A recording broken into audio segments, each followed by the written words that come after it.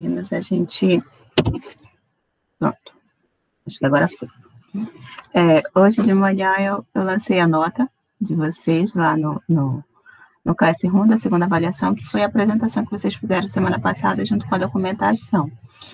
Então, a gente já está entrando agora, esse mês, na reta final da disciplina.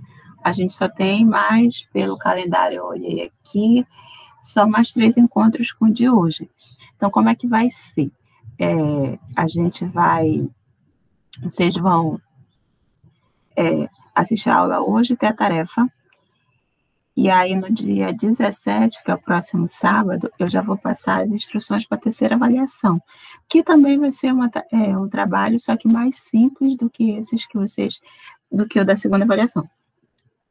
Aí vocês vão entregar esse trabalho no dia 24, e aí a gente aí a terceira avaliação. Então, a segunda avaliação é essa que já tem a nota, a terceira avaliação vai ser essa que vai ser passada no próximo sábado. A primeira avaliação é o conjunto dessas tarefas que vocês vêm entregando toda semana. A última vai ser essa que vai ficar hoje. Aí pronto, fechou. A média da avaliação vai ser a somatória dessas 3 notas, né?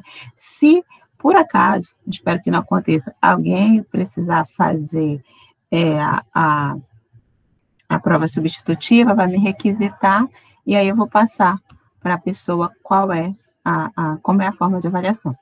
Isso tem que ocorrer até antes do dia 30, que dia 30 é o final do semestre. Então, esse semestre foi bem corrido, mas a gente já está chegando na reta final aqui da disciplina. Esse trabalho da segunda avaliação que vocês entregaram realmente foi o maior trabalho da disciplina. Esse da terceira, que vocês vão ter um prazo de uma semana para fazer, vai ser um trabalho bem simples, vocês vão ver qual vai ser, mas é algo bem mais simples do que esse da segunda, na verdade, foi a consolidação do que a gente viu até a aula passada. Hoje, a gente vai ver uma forma bem mais simples de fazer documentação de requisitos.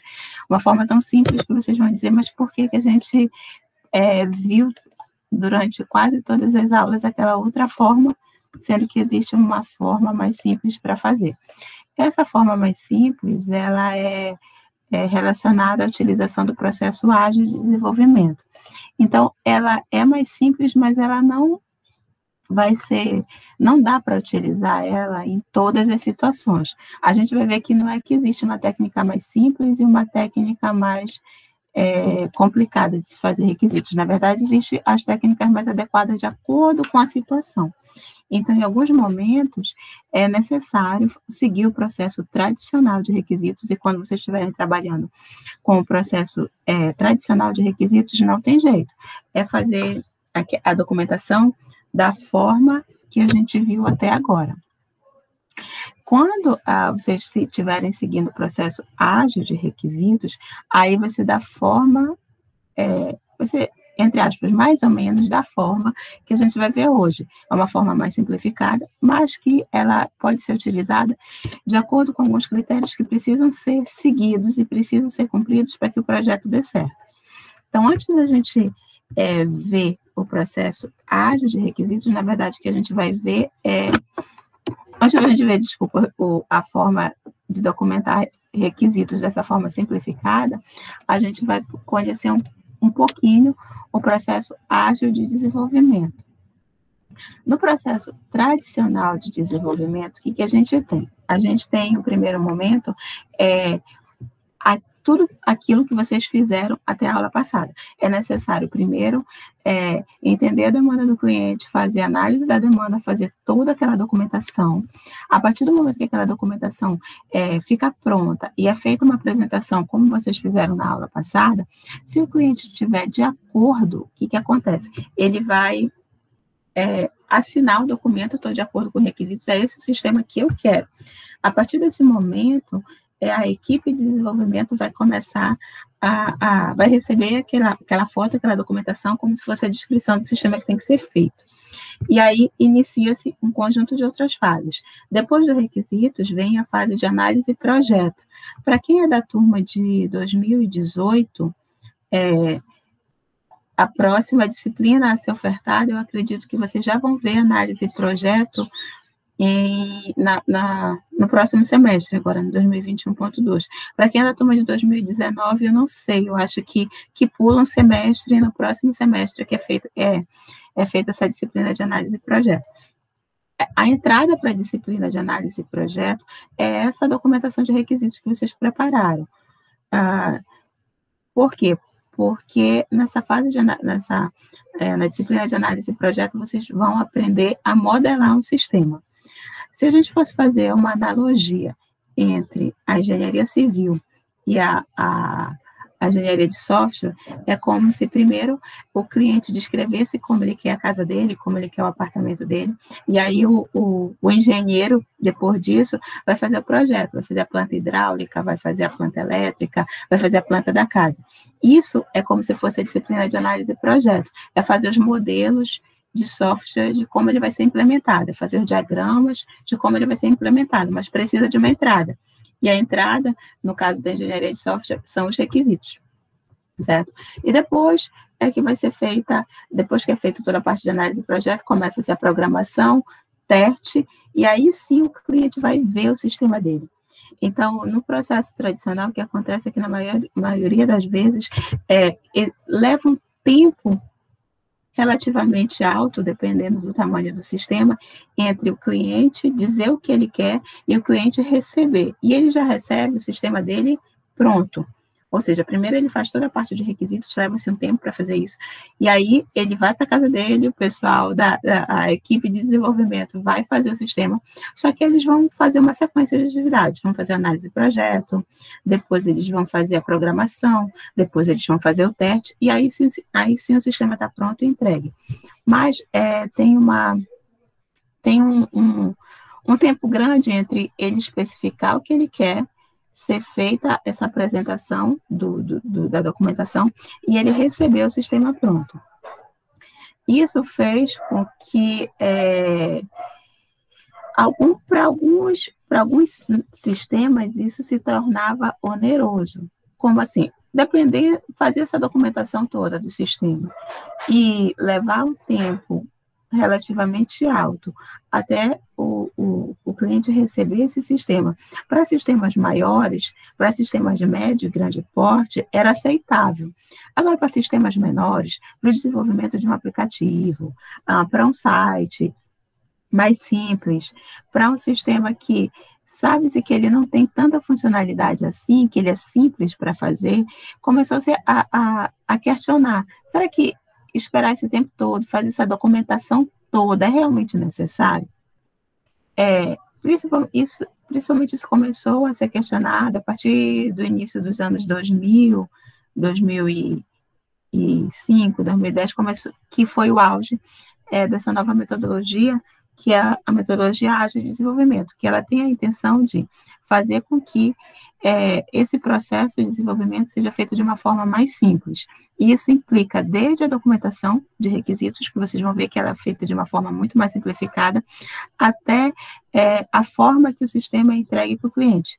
Em vez de esperar o desenvolvimento do sistema completo no processo ágil, o que é feito é empregar aquela velha técnica do dividir para conquistar, ou seja, dividir o desenvolvimento do sistema em pequenas entregas e aí entregar o sistema em partes para o cliente. No primeiro momento, entregar somente a funcionalidade principal, mas que já dê para ele usar.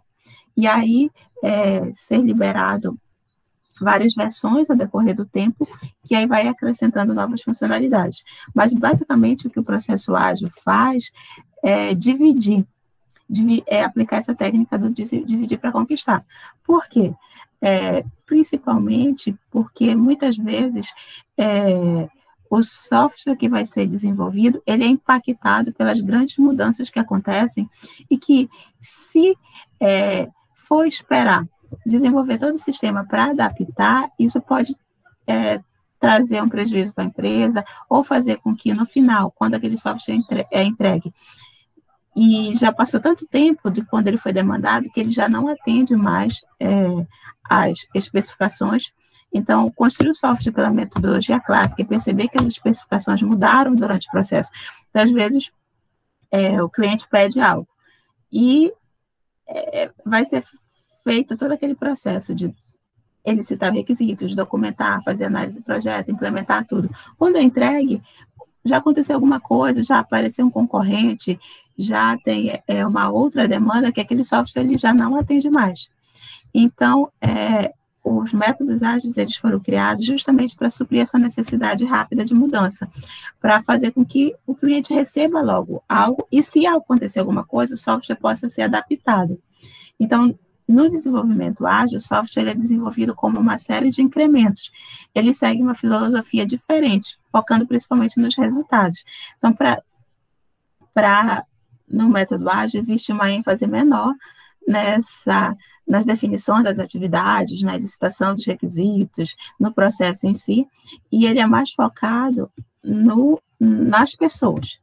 Então, para ele funcionar, ele entende que eu preciso ter um conjunto de pessoas focadas no desenvolvimento daquele sistema e que eu preciso ter o cliente perto, muito mais do que documentar tudo aquilo. Eu preciso ter o cliente perto para que, quando eu tiver alguma dúvida, eu possa perguntar para ele. Então, ele é mais focado em poder questionar o cliente de como ele quer que seja feita a tela, do que ele fazer os protótipos, do que ele fazer toda a documentação. E o cliente diz, dá um de acordo, mas um de acordo ainda na documentação e não no sistema. No processo ágil, não. A gente viu que no processo tradicional, o mais comum é ser utilizado aqueles protótipos descartáveis. Fazer aquelas telas, como vocês fizeram, que tem o objetivo de validar o requisito de como vai ser, mas ainda não é o sistema, é ainda apenas um protótipo. No processo ágil, não. No processo ágil, não é feito protótipo, ele já vai fazer a própria tela do sistema. Mas aí a gente tem que ter um cuidado de entender que o ágil, ele é diferente de rápido, não é que ele vai entregar mais rápido. Pode ser que, no final, o somatório dessas entregas seja até um tempo maior de desenvolvimento do que se fosse feito todo o processo tradicional. Mas a diferença é que o cliente ele pode usar o sistema logo e que ele é como se fosse uma pessoa, ele é uma pessoa dentro da equipe, né? Então, ele está ali, ele está participando, ele não é simplesmente a pessoa que demanda e depois dá um de acordo. No início, até os anos 90, início dos anos 2000, tinha-se uma visão que o mais importante para um projeto dar certo era o planejamento. Era muito focado em um processo de software rigoroso e controlado. Foi aí que foram criados esses templates, esses diagramas. Era uma visão baseada nos engenheiros de software responsáveis pelo desenvolvimento de softwares grandes e duradouros, como sistemas aeroespaciais e de governo. Ou seja, todo esse processo foi criado porque, naquela época, desenvolvia-se sistemas grandes, sistemas de governo, sistemas de grande porte, sistemas bancários. Só que depois começou-se a ter sistemas muito menores e para tudo, né? Hoje em dia a gente tem aplicativo para qualquer coisa, que tem um conjunto de funcionalidades menores do que um sistema bancário, do que um sistema de governo, do que um sistema de avião. E aí viu-se que seguir aquela metodologia não era mais adequado. Aí a gente tem um exemplo aqui, por exemplo, o sistema de uma aeronave moderna, ele pode demorar 10 anos de especificação até a implantação. Então, para desenvolver um software de uma aeronave, que é um software que não pode errar e que leva-se muito tempo, esse processo tradicional ele era super adequado. Agora, para desenvolver um aplicativo de pedidos de uma padaria, não. Imagina que é interessante observar, não sei se vocês acompanharam, mas durante a pandemia, aqui em Santarém mesmo, várias lojas, várias padarias passaram a criar o seu próprio aplicativo. Hoje em dia, a Massa Boa tem um aplicativo, a Bom Pão tem um aplicativo, né? As padarias têm um. Só que se fosse usar o processo, muito provavelmente, para desenvolver esses aplicativos, as equipes que fizeram, elas não seguiram o processo tradicional. Porque se elas fossem seguir o processo tradicional, leva mais tempo e precisava-se desses aplicativos rápido, né, para cumprir essa demanda de fazer pedidos e de entregas rápidas. Então, provavelmente, o que eles seguiram foi um processo ágil de desenvolvimento. Então, o processo ágil, ele foi criado nesse sentido de tentar otimizar o processo, mas com o objetivo de atender esses sistemas rápidos, sistemas pequenos. Sistemas de médio e grande porte vão continuar usando a metodologia tradicional. Agora, esses sistemas menores que passaram a surgir a partir do início dos anos 2000 até hoje, esses precisavam ter algo mais adequado. E aí, em 2001, 17 grandes pesquisadores da área, eles criaram o que é chamado Manifesto Ágil, que seriam maneiras melhores de desenvolver softwares, e eles definiram 12 princípios. Esses 12 princípios são os que devem nortear as equipes que elas seguem a metodologia de desenvolvimento ágil. Princípios como: nossa maior prioridade é satisfazer o cliente através de entrega adiantada e contínua de software de valor, ou seja, o princípio de dividir para conquistar. Aceitar a mudança de requisitos mesmo no fim do desenvolvimento. Então, no processo tradicional, o que acontece? Da feita que é assinado a documentação e dito, é isso aqui que tem que ser feito, de fazer aquele conjunto de documentos que vocês fizeram e que dá trabalho, a equipe de desenvolvimento, ela rejeita a mudança. Quando o cliente liga para a equipe dizendo, olha, acrescenta mais essa funcionalidade, a equipe vai dizer, não, você já assinou que o sistema tinha que ser assim, e eu já estimei, eu já contratei, eu já gastei, porque o sistema é assim. Então, mudanças não são bem-vindas no processo tradicional. Agora, no processo ágil, não. Tem uma mudança, ele só vai fazer mais uma iteração, ou mais duas, ou mais três, dependendo do porte da mudança, e adaptar aquele software que ainda não está pronto, mas que já está sendo utilizado. O método mais eficiente e eficaz de transmitir informações para e por dentro de um tipo de desenvolvimento é através de uma conversa cara a cara. Então, veja aqui, no Manifesto Ágil, o que ele diz? Melhor do que documentar e escrever requisitos no papel, é você conversar com o cliente pessoalmente, cara a cara, para ele dizer o que ele quer. Então, mais do que ter uma boa documentação, que você precisa ter a pessoa perto para você poder perguntar. Então, ele vem dizendo que documentar o sistema talvez não seja fazer aquele conjunto de documentações na visão do processo ágil, não é a forma mais adequada. O melhor é ter a pessoa perto para poder conversar. Contínua atenção à excelência, técnica e bom design, simplicidade, intervalos regulares, o time reflete em como ficar mais efetivo, então se ajustam e otimizam o seu comportamento de acordo com o que eles observaram. Vejam que, para seguir a metodologia ágil, para que ela dê certo, eles dizem que tem que ter essa preocupação com esses 12 itens. Então, não é que não possa...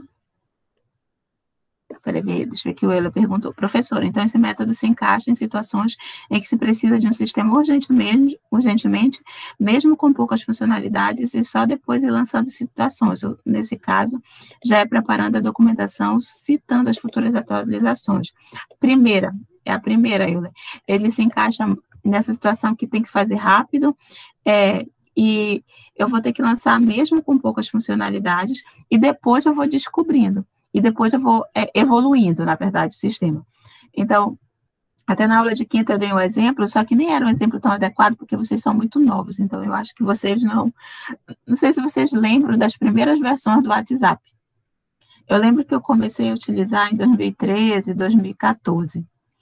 E aí, ele não tinha tanta funcionalidade assim, era só a troca de mensagem mesmo. E com o tempo é que eles foram acrescentando, a filosofia é essa.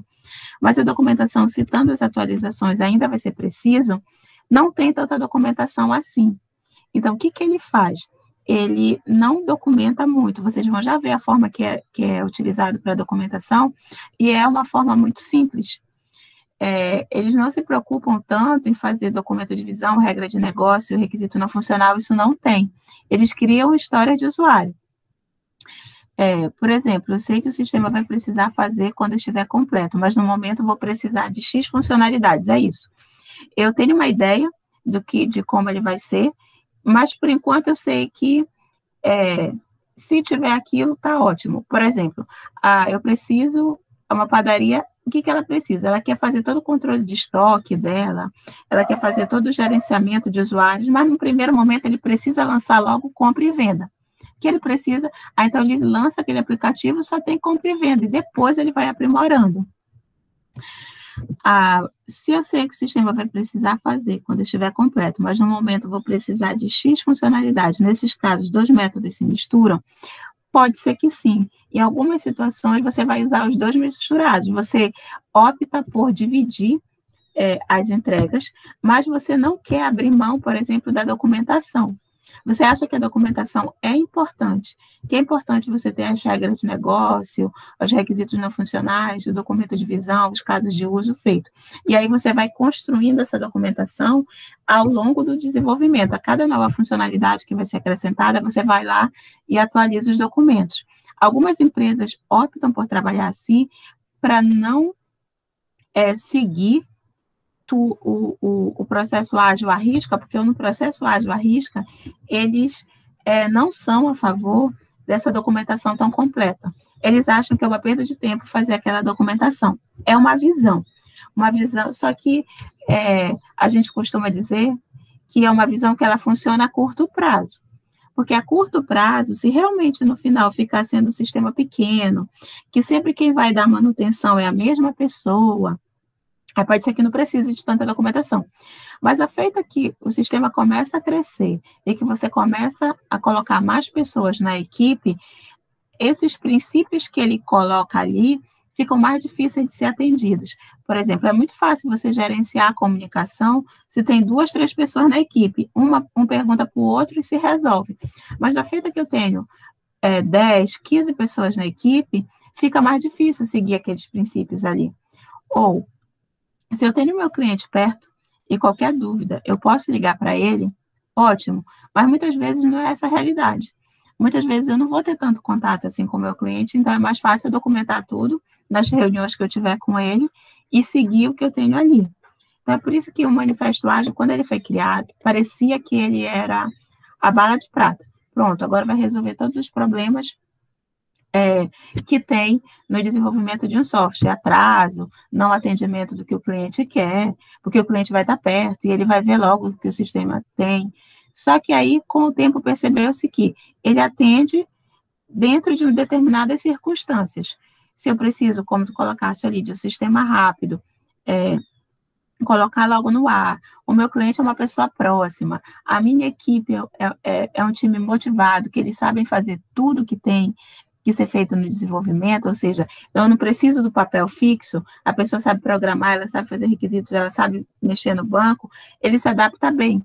Agora, se eu tenho uma equipe tradicional, onde cada pessoa tem um papel, onde o meu cliente está longe, aí não é a melhor solução. E muitas vezes o que precisa ser feito é isso que tu colocaste muito bem, uma junção dos 2 métodos.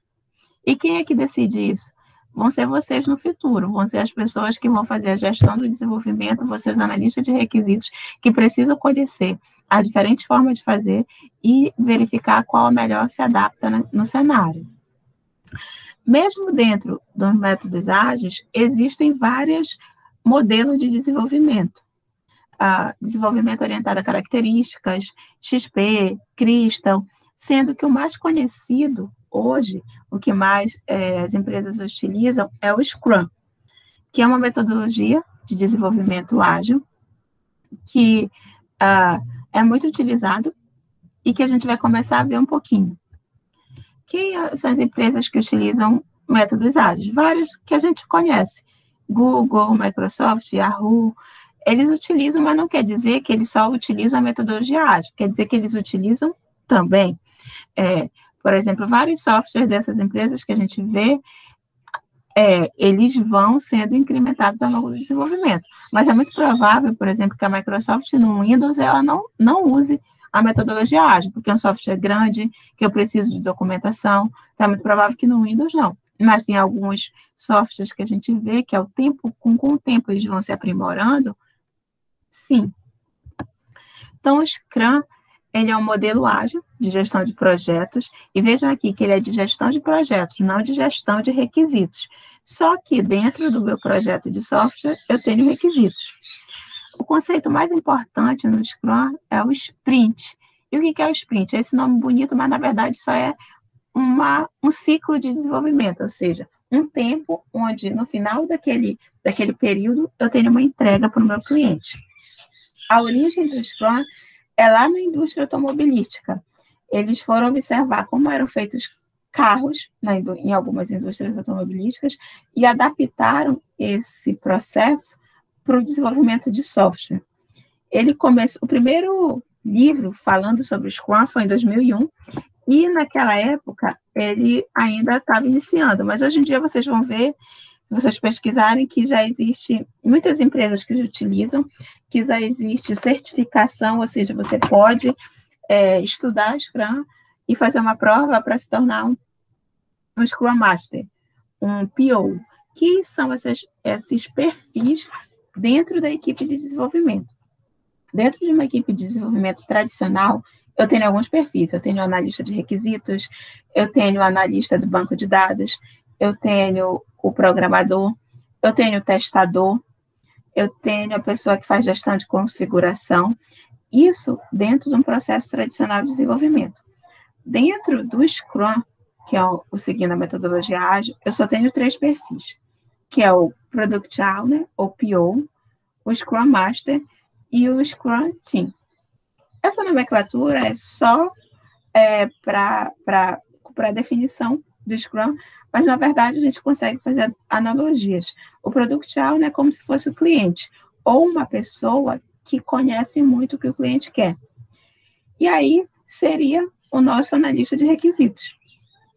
Então, o Product Owner é o responsável pelo projeto em si, ele tem a responsabilidade de indicar quais requisitos são mais importantes em cada ciclo, ele é responsável por conhecer e avaliar as necessidades do cliente, ele é o novo analista de requisitos, ou seja, ele é o cara que ele sabe o que o cliente quer, mas ele entende as necessidades, ele sabe qual é as funcionalidades mais importantes, só que ele está dentro desse time não com o objetivo de documentação, ele está com o objetivo de ser a pessoa que vai indicar isso, que vai estar sempre ali perto da equipe, para a equipe tirar dúvidas, mas ele não é ele não vai fazer toda essa documentação como a gente viu até agora.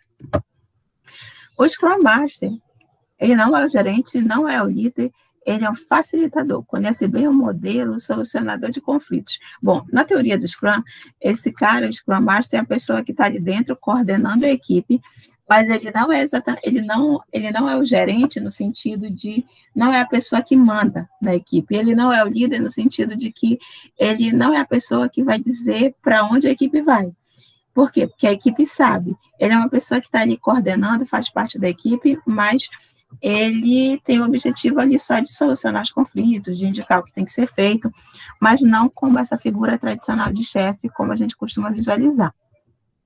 Lembrando que isso são definições do Scrum. A equipe que resolver que vai utilizar o Scrum como a metodologia de gerenciamento do projeto dela, ela sabe que ela vai precisar ter esses 3 perfis. O dono do produto, o Product Owner, que é a pessoa que sabe exatamente o que tem que ser feito, o Scrum Master, que é a pessoa que coordena as atividades, e o time Scrum, que é a equipe de desenvolvimento em si. Só que aqui, no Scrum, ela não necessariamente essa equipe é dividida em papéis, analista, designer. Por quê? Porque todos interagem para desenvolver o produto em conjunto. Então, no time Scrum, o que tem que acontecer? As pessoas têm que saber fazer tudo. Ela tem que, ora ela vai estar trabalhando com banco, ora ela vai estar programando, ora ela vai estar fazendo design da tela. Então, mais uma coisa que é preciso se preocupar ao adotar a metodologia ágil, porque o que acontece? E às vezes dá errado. É que, bacana, gostei do Scrum, eu vi aqui que vai ser ágil, vai ser mais rápido, eu vou adotar. Só que o que acontece na tua equipe? Se for uma equipe tradicional, a pessoa ela tem um determinado perfil, ela sabe fazer aquilo. Então, a pessoa ela só sabe fazer banco, a outra só sabe programar, a outra só sabe fazer a parte de testes. Aí ela não é o time Scrum. Por quê? Porque ela não vai se adaptar aos diferentes papéis ao longo do ciclo de desenvolvimento. Aí você vai precisar capacitar, treinar, mudar a metodologia antes exatamente de ser um time ágil, um time Scrum. E aqui vem algo muito importante, recomendada equipe de 6 a 10 pessoas. O que é isso? É que para adotar o Scrum, equipes grandes não se adequam a essa metodologia, porque equipes grandes, você vai perder essa necessária, você precisa ter a equipe ali que todos conversem um com o outro, que a pessoa que é o dono do produto, que ele chama, esteja lá dentro para tirar as dúvidas, e que cada um interaja e vá seguindo diferentes papéis ao longo do ciclo de desenvolvimento. Isso para equipes maiores, isso é complicado.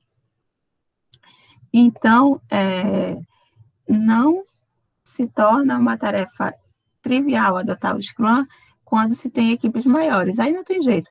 Até porque equipes maiores, no geral, vão estar desenvolvendo sistemas maiores, sistemas de médio a grande porte, e aí é a metodologia tradicional mesmo. É o que a gente viu até a aula passada. Para adotar a metodologia ágil, para adotar o Scrum, você precisa adotar você precisa seguir essas orientações, porque senão você vai dizer que está seguindo a metodologia ágil, seguindo o Scrum, e na verdade você está sendo tradicional. O outro conceito do Scrum é o conceito que eles chamam de Product Backlog. Nada mais é do que a lista contendo as funcionalidades a serem implementadas. Ou seja, são os requisitos ou as histórias do usuário. Se a gente estiver falando da metodologia tradicional, esse Product Backlog é como se fosse o documento de visão, que diz ali todas as funcionalidades que têm que ser feitas. Ele não precisa ser completo do manifesto ágil, adaptação em vez de planejamento. Ou seja, quando a gente está no processo tradicional que a gente viu até a aula passada, o que era o ideal? Que aquela documentação, que o documento de visão, que os casos de uso, no final de tudo, ele estivesse completo. A gente até falou sobre a validação, que você tinha que se perguntar se você tinha os requisitos certos e tinha certos requisitos. Ou seja, se aquilo ali realmente refletia todo o sistema que tinha que ser desenvolvido. No processo ágil, não, ele diz assim, olha, você precisa saber mais ou menos o que tem que ser feito, mas não precisa ser tudo. Por quê? Porque ele vai ser adaptado, e ao longo do desenvolvimento você vai tendo as iterações e você vai descobrindo o que precisa ser feito. Não precisa fazer um levantamento inicial excessivamente superficial. Aí vem aqui, você não precisa saber tudo, mas também não é algo que você também não precisa saber nada. Você precisa ter uma ideia do que o sistema vai ter que fazer, mas você não precisa se preocupar com a documentação completa. Para fazer, o ideal é tentar obter do cliente o maior número possível de informações sobre suas necessidades. Por quê? Porque você vai ser o tal PO lá, o Product Owner, que é o analista de requisitos, ele vai estar lá dentro da equipe com o objetivo de tirar dúvidas da equipe. Então, ele tem que ter, primeiramente, reunido, por mais que ele não documente, ele precisa saber, porque ele é o cara que vai ter que indicar para a equipe como deve ser feito. Então, o Product Backlog, no mínimo, eu tenho que ter a funcionalidade e a forma que eu vou demonstrar aquela funcionalidade. Por exemplo, eu sei que eu tenho que ver o extrato e eu sei que eu tenho que fazer um conjunto de passo a passo. Logar, clicar em transação, fazer o depósito, voltar para a transação, ver o que o depósito aparece. Então, veja aqui que ele documenta isso de uma forma muito simples e a gente vai já ver como é que se costuma documentar os requisitos quando se utiliza a metodologia ágil. Quando se utiliza a metodologia ágil, documenta-se requisitos no formato de história de usuário. Lá a gente falava em caso de uso, falava em documento de visão, regra de negócio, requisito não funcional. Aqui, no processo ágil, não tem nada daquilo. Tem isso aqui que a gente chama de história de usuário. E o que é isso? É uma forma de definir e organizar os requisitos de um sistema utilizando histórias de usuário. Histórias de usuário são artefatos de desenvolvimento utilizados em sistemas geridos segundo metodologias ágeis. História de usuário foca nos objetivos do usuário e como o sistema alcança esses objetivos. Eles fracionam os requisitos para que seja possível estimar o esforço para realizar aquele objetivo.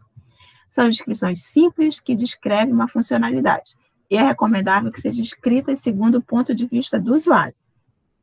Devem ser curtas, simples e claras. Devem conseguir escrevê-las em um simples e pequeno cartão, conhecido como cartões de usuário. Se não há espaço para escrevê-la em um cartão, é porque devemos refiná-la mais e a dividir em outras histórias de usuário.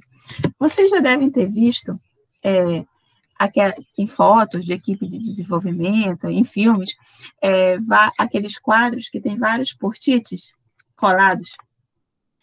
História de usuário ele se baseia nesse conceito dos post-its. Eles dizem que uma história de usuário ele tem que caber num cartão como esse aqui. Tem que ser claro o suficiente e pequeno o suficiente para caber num cartão como esse. Se for maior que isso, eu tenho que quebrar. Só que a gente vai já ver que tem uma estrutura para fazer isso, certo? Então, como seria? História de usuário segue essa estrutura aqui. Eu sempre começo com a frase como um, e em seguida eu digo, se a gente estivesse falando do processo tradicional, a gente falaria do papel ou do ator que realiza aquela ação. Exemplo, como vendedor responsável pelo setor de livros, eu quero.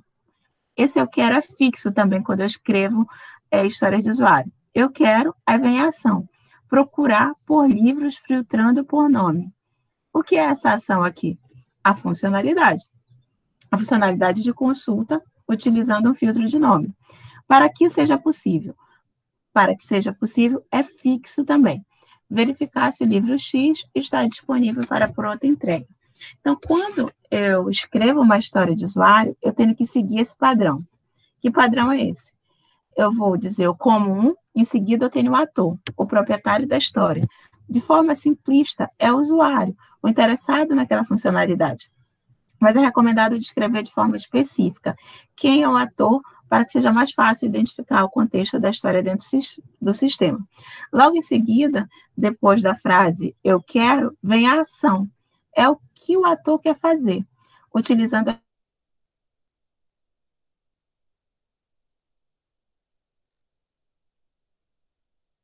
eu tenho a funcionalidade. É o que o ator espera que aconteça ao realizar a ação. Ou seja, é o resultado de executar a ação seguindo a ótica do ator. Também pode ser visto como uma justificativa. Então, eu escrevo história de usuário sempre nessa estrutura. Como um cliente, eu quero ver os filmes disponíveis para locação para que eu possa alugar. Como um cliente, eu quero ver os filmes disponíveis para locação para que eu possa agendar uma reserva na data. Então, aqui um exemplo de uma história de usuário para um site de uma empresa aérea. Como um cliente de negócio, eu quero ver as promoções de passagem aérea. Como um cliente de negócio, eu quero comprar uma passagem. Como um cliente de negócio, eu quero pagar o meu cartão de crédito corporativo, o valor das passagens aéreas. Como um cliente de negócio, eu quero escolher o assento que melhor me convier. Como um cliente de negócio, eu posso realizar, pelo meu smartphone, o check-in. Então, história de usuário, eles são cartões escritos no formato de post-it. Como uma boa prática, ele até indica usar o cartão padrão, que é um post-it de 9 por 15 centímetros, para escrever as histórias do usuário. Esse tamanho do cartão ajuda a manter a história pequena e objetiva. Ou seja, o que ele diz? Se não couber no cartão, eu preciso quebrar. É o princípio, de novo, do dividir para conquistar, até mesmo para ele citar os requisitos. Então, aqui, como estudante, eu quero ver calendário de aula no portal da faculdade para que eu possa organizar a minha agenda. Então, o estilo de escrita é sempre esse. Como aí eu venho logo dizendo que é o quem, né, como um cliente. O que eu quero? O que eu quero? Preciso de uma interface de pagamento por cartão de crédito que seja intuitiva e fácil de usar. Por quê? Com o objetivo de facilitar os pagamentos. Então, é sempre assim. Pronto, parou. É sempre assim. Sempre escrevendo esses comum, o ator, o que eu quero e o porquê. E aí, a ferramenta indispensável é o cartão. E esse cartão, se a gente tiver post-its na mão, o ideal é esse. É a gente escrever, deixa eu só parar a apresentação para mostrar aqui para vocês, é a gente escrever nesse formato aqui. Aqui, ó. Como aluno, eu quero visualizar meu histórico para que possa saber minhas notas. Se vocês fossem escrever o SIGA no formato de histórias de usuário, vocês teriam um conjunto de cartões, né? E aqui eu cortei só um. E aí vocês vão escrevendo cada história de usuário nesse formato aqui, nesses cartõezinhos aqui. E é assim que se documenta requisitos. Aí vocês vão me dizer, professora, por que a senhora passou dias e dias, e sábados, a gente documentando requisitos daquela forma, mas a gente pode só escrever nos cartõezinhos assim. Lembrando que, escrevendo esses cartõezinhos assim, vocês precisam garantir que vocês atendem todos aqueles princípios da metodologia ágil. Tem que ser equipe simples, o PO, ele precisa estar lá dentro da equipe. Por que ele precisa estar lá dentro? Porque eu vou receber um requisito assim. Como aluno, eu quero visualizar meu histórico para que possa saber minhas notas. Aí você vai precisar perguntar lá para esse PO, mas como é esse histórico? Vai ser emitido em PDF ou HTML? Quais são os campos que tem nesse histórico? Quem é que pode ver esse histórico? Eu não tenho escrito em nenhum lugar. Como é que é essa tela? Não sei. Eu vou ter que estar perguntando para ele. Porque se eu estivesse utilizando a metodologia tradicional, eu ia ter uma regra de negócio que ia me descrever como esse histórico funciona e quem acessa. Eu ia ter um documento de visão me falando um pouco mais sobre essa funcionalidade. Eu ia ter que ter o caso de uso com todo passo a passo. Bora ver a pergunta do eu. Professora, no início a senhora mostrou um cartão falando sobre filtrar livros por nome, mas e se o ator também quisesse filtro por ano? Também iria ser o mesmo cartão, já que se trata de uma funcionalidade semelhante? Se for a mesma funcionalidade, se eu ter uma tela, que eu vou ter lá um filtro, e eu tenho um campo nome, e eu tenho um campo ano, aí eu posso ter o mesmo cartão. Como um comprador, eu quero escolher filtro por nome e por ano. Aí tudo bem. Agora, se eu tenho duas funcionalidades diferentes, uma é uma tela onde eu filtro por nome, outra é uma outra tela que eu filtro por ano, aí eu vou ter 2 cartões de usuário, porque são 2 funcionalidades diferentes. Então, se for a mesma, aquelas consultas onde eu tenho vários campos, vários combos ali de escolha, aí eu posso até escrever. Mas lembra que, se começar a ficar muito grande e não couber mais no meu cartão, eu faço 2. Eu quebro, que é a ideia. Mas, assim, apesar de ser simples, eu tenho que ter essa preocupação, Eu tenho que saber que aquilo, no final, vai virar uma funcionalidade. Se for virar só uma tela, eu escrevo no cartão só. Agora, se for virar 2, 3, é melhor eu quebrar, porque aí fica mais fácil de entender. Certo? Então, no geral, eu vou documentar com esses simples cartõezinhos aqui. E aí, o que a equipe vai ter? Ela vai ter um quadro, no geral, que a gente vai já ver o formato dele, que é chamado quadro Kanban, e vai começar a pregar os post-its das histórias de usuário. E aí, vejam só, que aí que eu preciso realmente dividir para conquistar. Porque se eu for documentar todo o meu sistema de uma vez nesse formato, não vai dar certo. Eu vou ter que documentar o conjunto de funcionalidades que eu consigo fazer em 2, 3 semanas, que é o que ele chama de sprint, que aí eu consigo gerenciar os meus cartões, senão eu também vou começar a me perder. Imagine se a gente tivesse que documentar o SIGA todo no formato de cartão de usuário de uma única vez. Não faz sentido. Mas se eu tivesse que documentar cada módulo ali do SIGA, que eu vou fazer na sequência, aí faz sentido. Então, ele só faz sentido se eu realmente fizer por parte. Se eu for tentar fazer o todo, eu vou me perder e vai ser muito mais difícil gerenciar. Por isso que ele sempre faz a questão de ressaltar. Para você utilizar essa metodologia, você precisa cumprir os requisitos da utilização dela, certo? Então, está trabalhando com história de usuário. Depois que é feita toda essa documentação no formato de história de usuário, antes da equipe começar a programar, o que ela vai precisar fazer? Ela vai precisar pegar cada história e dividir em tarefas. Cada tarefa deve representar um passo que deve ser concluído em até um dia de trabalho para finalizar a funcionalidade contemplada naquela história. Um ponto importante a ser considerado ao estabelecer as tarefas de uma história é que, idealmente, toda a equipe deve trabalhar no desenvolvimento dela.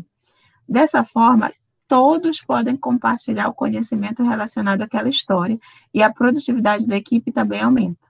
Vejam que ele indica que Para cada história de usuário, eu tenho que olhar lá e ver quais são as tarefas que estão incluídas ali. E aí eu vou quebrar aquela história de usuário em várias mini tarefas. Por exemplo, eu tenho uma história que diz assim: como um cliente de negócio, eu quero consultar apartamentos pelo web para facilitar a reserva. Isso aqui é a história de usuário, é o requisito. Aí, quais são as tarefas que tem por trás? A primeira maior é fazer essa consulta de apartamento pela web. Só que dentro dela eu tenho várias subtarefas. Fazer a interface do usuário, criar os componentes de validação, integrar com o sistema de reserva, executar testes de aceitação. As minhas tarefas que eu tenho que fazer, elas vêm aqui dos requisitos, aqui das histórias de usuário. E é com essas tarefas aqui que eu vou fazer o tal do meu sprint backlog, ou seja, saber o que eu tenho que fazer naquela entrega. Então, o que eu preciso fazer? Pegar cada história de usuário e dividi-la em subtarefas. Em tarefas e subtarefas. E aí eu sei exatamente o que eu tenho que fazer. Então, deixa eu abrir a câmera aqui rapidinho, parar a apresentação e mostrar para vocês o que eu preciso fazer. Isso aqui é só para... Pego essa tarefa e vou dividi-la em subtarefas aqui.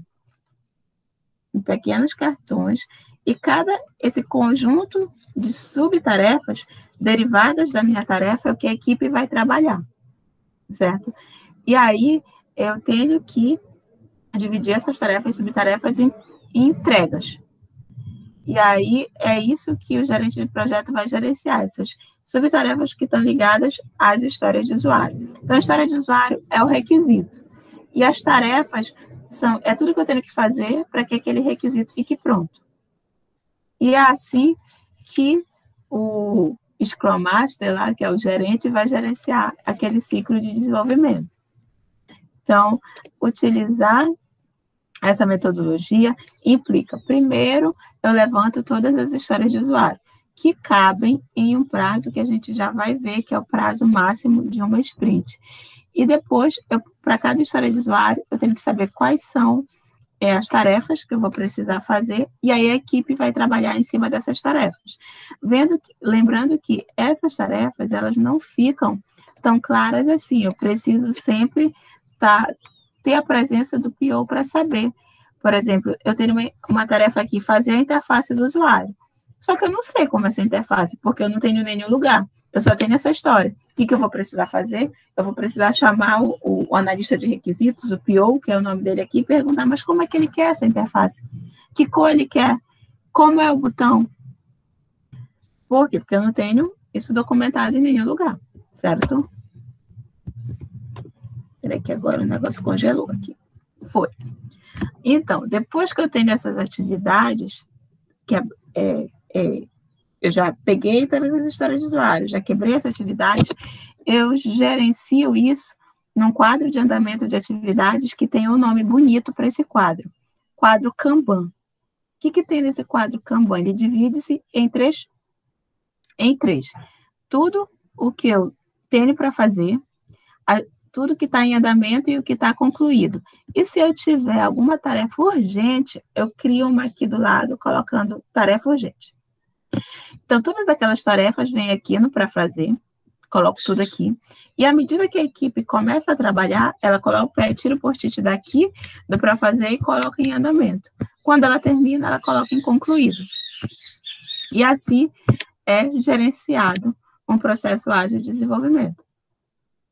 Hoje em dia, já tem vários softwares que a gente faz isso em sisteminhas mesmo da web. Eu não preciso trabalhar com quadro Kanban tradicional e com post-it tradicional escrevendo.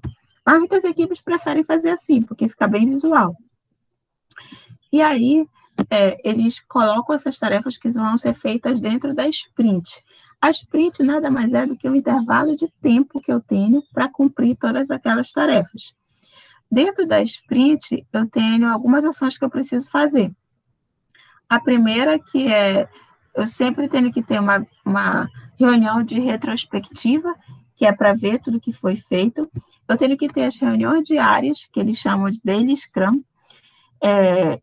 Nesse modelo, que é do Scrum, ele sugere ter essas reuniões diárias que tem o objetivo, cada pessoa vai falar o que ela fez no dia anterior, o que ela vai fazer no dia seguinte e o que ela impede ela de prosseguir.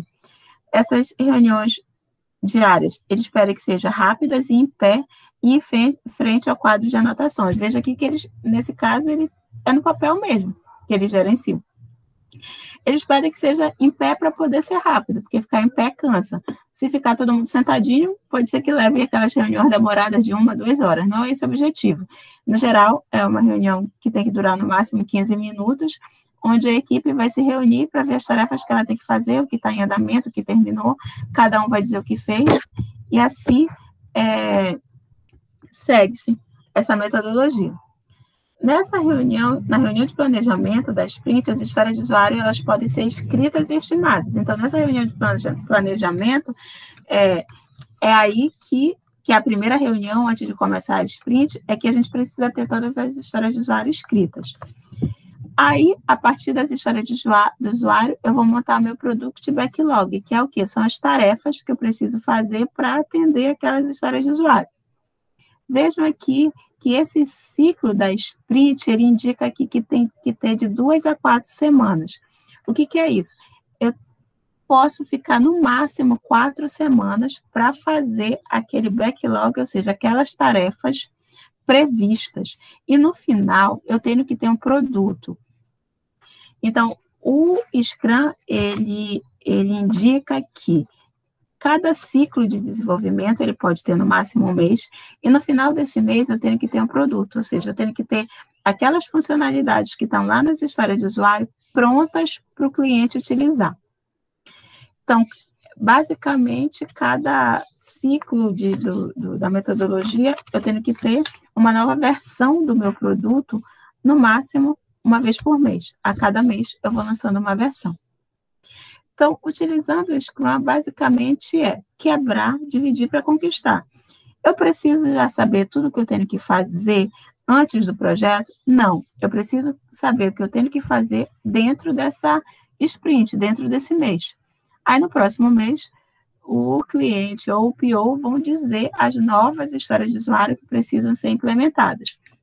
E assim segue-se. Aí pode ser, olha, perfeito. Gostei disso aqui, eu nunca mais vou fazer aquele negócio daquele processo tradicional que a professora ensinou, demora demais, dá trabalho. Acontece que métodos ágeis, eles não podem ser utilizados sempre. Então, a gente tem aqui até uma lista de quando não usar métodos ágeis. Se eu estiver trabalhando com equipes grandes, se essas equipes estiverem espalhadas geograficamente, ou seja, eu tenho uma equipe em Santarém, eu tenho uma equipe em Belém, eu tenho uma equipe em São Paulo, não é indicado utilizar métodos ágeis. Por quê? Porque vocês viram que tem que ter reunião diária, cada um tem que saber o que o outro está fazendo, eu tenho acompanhamentos visuais. Então, se eu estiver espalhado, não é indicado utilizar. Situações onde o feedback é demorado. Se eu não puder contar com o meu cliente para tirar dúvidas com ele, de como ele quer a tela. Se o PO, que é o Product Owner, não tiver um conhecimento muito grande, ou não puder contactar o cliente sempre, não é o ideal.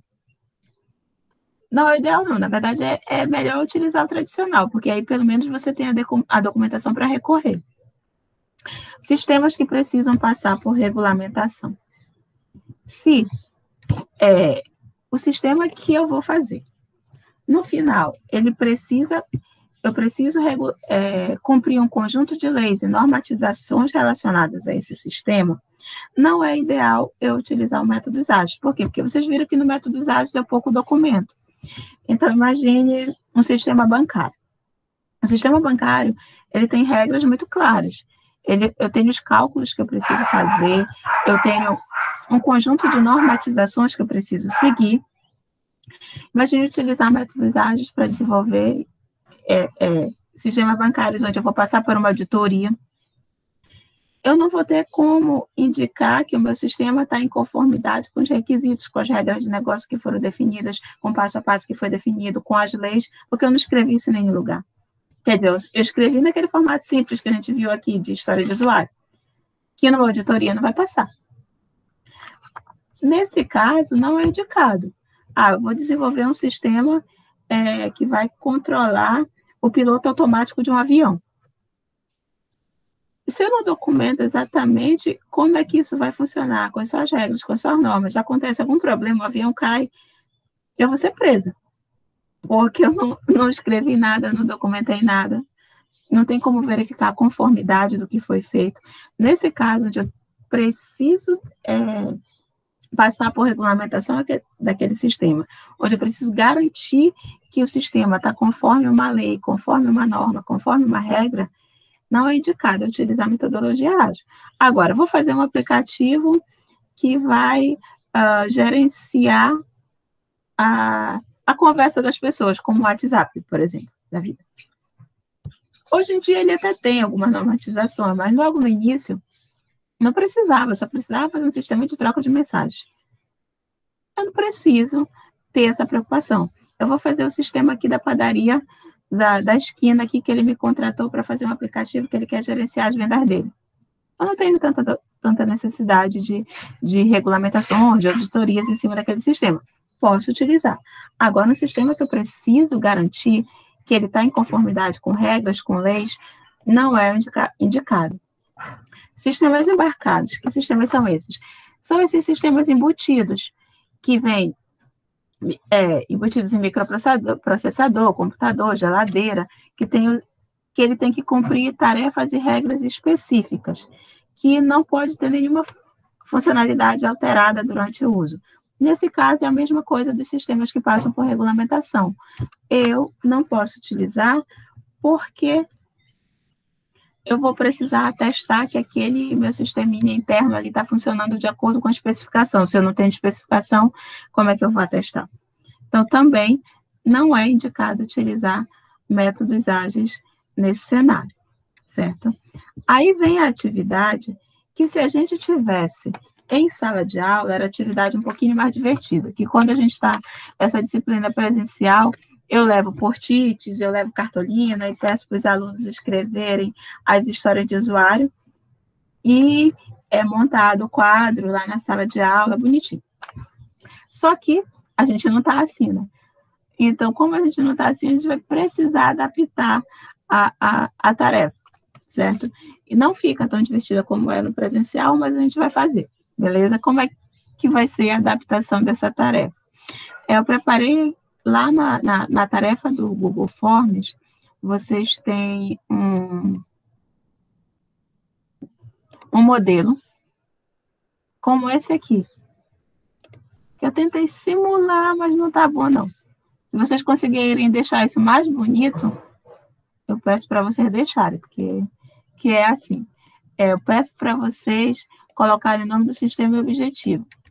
Qual é esse sistema? Eu recomendo que vocês utilizem o mesmo sistema que vocês utilizaram na segunda avaliação de vocês, para não ter que pensar em outra ideia. Então, utilizem lá o mesmo sistema. Então, o Euler vai colocar lá o sistema dele de... Ai, meu Deus, que é a parte lá que gerencia a parte dos museus, né? É algo assim, né? É o do museu que faz É porque não está me fugindo agora o termo, não é restauração das obras. Então, ele pode utilizar esse mesmo, só que eu quero que ele escreva aqui no formato de história de usuário. Então, como um restaurador, eu quero encontrar pessoas que têm necessidade de restaurar suas obras, para que seja possível disponibilizar meu serviço, por exemplo. Então, a ideia é que preencha aqui aqueles requisitos nesse formato de história de usuário, para que vocês possam comparar como é feito em um e como foi feito no outro. Lá vocês fizeram aquela documentação completa. Aqui eu só estou pedindo para vocês, como exercício, preencherem esses cartões de história de usuário. Se fosse lá no presencial, era no post-it cartolinas. Como não é, ou utilizar esse modelo aqui, ou existem softwares que eles simulam isso também. Tem o software aqui, deixa eu só ver aqui se vai carregar para mim. Carregou, deixa eu abrir aqui. Deixa eu compartilhar aqui com vocês.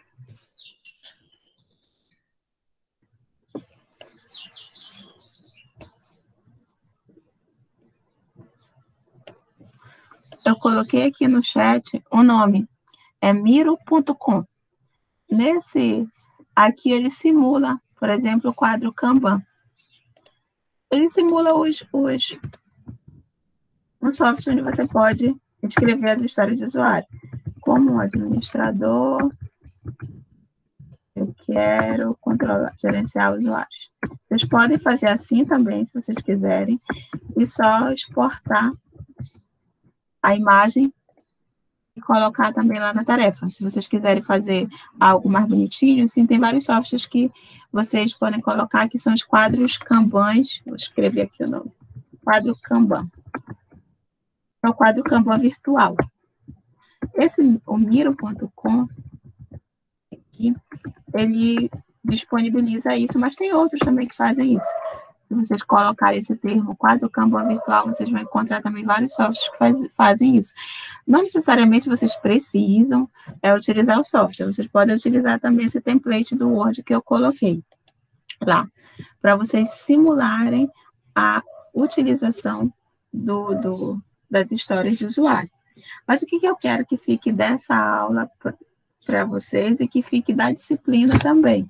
É isso que eu já repeti várias vezes, que não existe um modelo mais certo que o outro.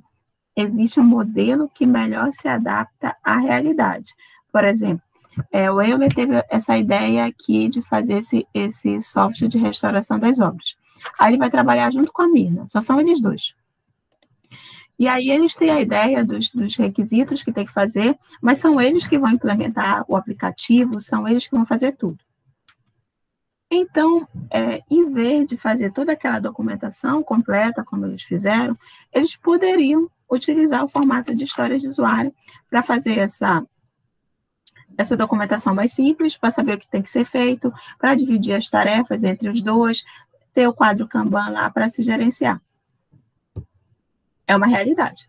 Agora, o Euler foi contratado lá para o Banco Pará para desenvolver o sistema que vai gerenciar os auxílios concedidos pelo governo do estado para as pessoas que estão em necessidade na época da pandemia. Esse sistema provavelmente vai passar por um conjunto de regras, vai ter gente que depois vai querer ver como que foi concedido esses auxílios, quais eram as regras para a concessão, para ser deferido, para ser indeferido. Ele vai precisar justificar o porquê daquelas funcionalidades. É ideal utilizar a história de usuário? Não, porque aqui não tem a regra. Qual é a regra? Eu não vou nem conseguir escrever aqui qual seria essa regra de negócio, e mesmo que eu fizesse, não é a melhor forma de documentar. Qual é a melhor forma de documentar? É melhor criar um documento das regras de negócio, especificando exatamente quais são os critérios, criar um caso de uso, dizer exatamente qual é o passo a passo de como ele funciona, criar um protótipo de tela para validar como é que aquilo vai ser feito. Então, de acordo com a natureza do sistema, de acordo com a necessidade que vai ter, com o perfil da equipe, aí sim você vai escolher a forma.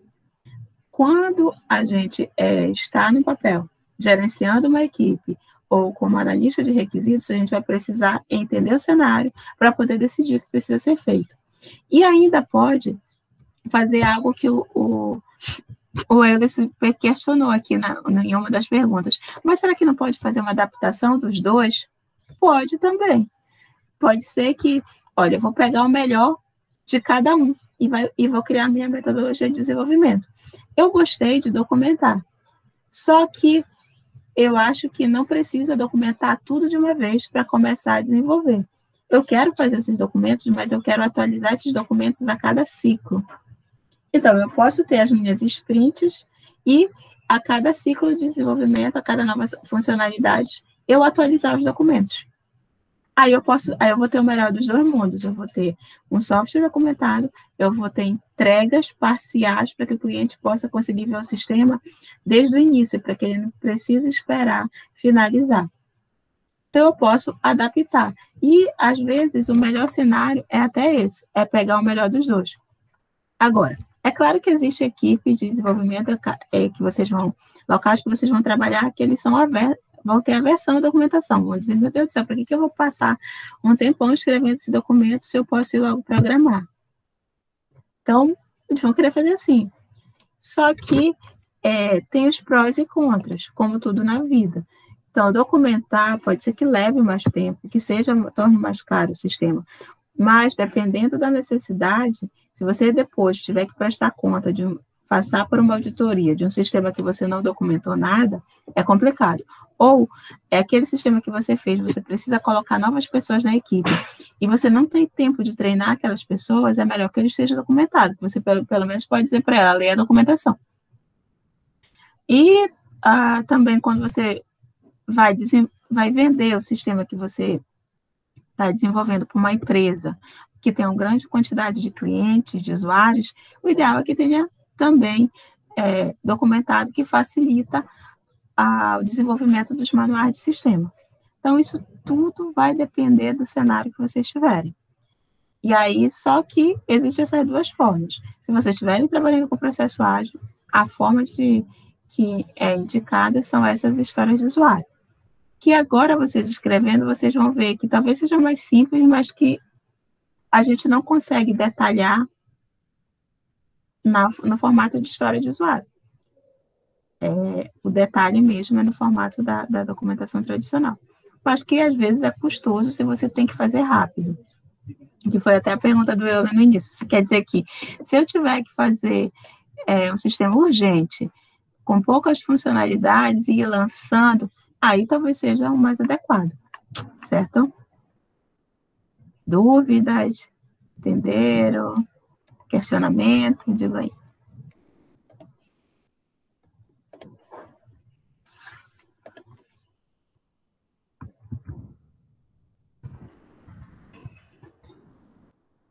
Não? Entenderam tudo?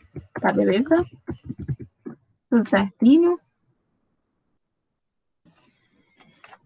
Então, eu vou na atividade, então a gente faz o papel e as tarefas, né? Isso. Faz o papel e faz as tarefas lá. Se vocês encontrarem uma forma mais bonitinha do que aquela que eu deixei para vocês, até melhor. Aquela ali foi só uma adaptação. Que o ideal mesmo é que a gente fizesse isso em sala de aula, que vocês fossem fazendo as atividades, a gente fosse montando o quadro Kanban visualmente. Como a gente não vai conseguir, aquela a gente vai adaptar ao nosso cenário, certo?